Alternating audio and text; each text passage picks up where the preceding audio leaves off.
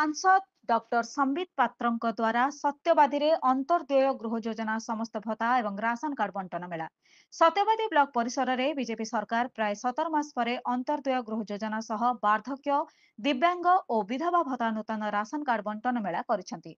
एही अवसर रे एक साधारण सभार आयोजन करा जायछि। एथिरे पुरी सांसद डॉक्टर संबित पात्र, सत्यवादी विधायक ओम प्रकाश मिश्र, बीडीओ देवाशीष नायकों सहित जिला परिषद सभ्य रतिकांत मिश्र और सभ्या विष्णुप्रिया बराड़ प्रमुख जोगदे बंटन मेला को आनुष्ठानिक भाव उद्घाटन करथिले।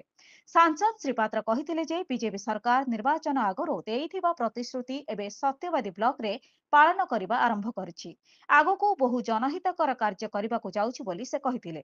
सेहिपरि विधायक श्री मिश्र कहिथिले जे पूर्व सरकार जेउ कार्य करिछि ताकू सजाड़िबाकू आम सरकार को एते दिन समय लागिला।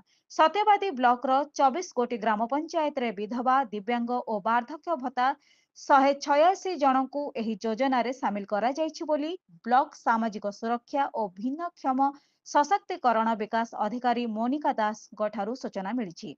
सेहिपरि ब्लॉक जोगाण अधिकारी देवज्योति दास सूचना देइथिले जे राज्य खाद्य सुरक्षा योजना रे सत्यवादी ब्लॉक रो 24 कोटी ग्राम पंचायत रु 161 जनकू नूतन करी राशन कार्ड प्रदान करा जायछि।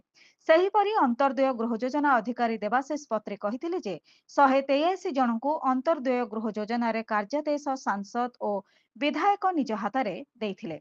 शेषरे विधायक कहिथिले जे एहिपरि मेला करा जाई समस्तଙ୍କ उपस्थिति रे सरकारଙ୍କ विभिन्न जनहितकर योजना रे सामिल हेउथुवा हिताधिकारी मानकू प्रमाण पत्र बंटन कराजिବ।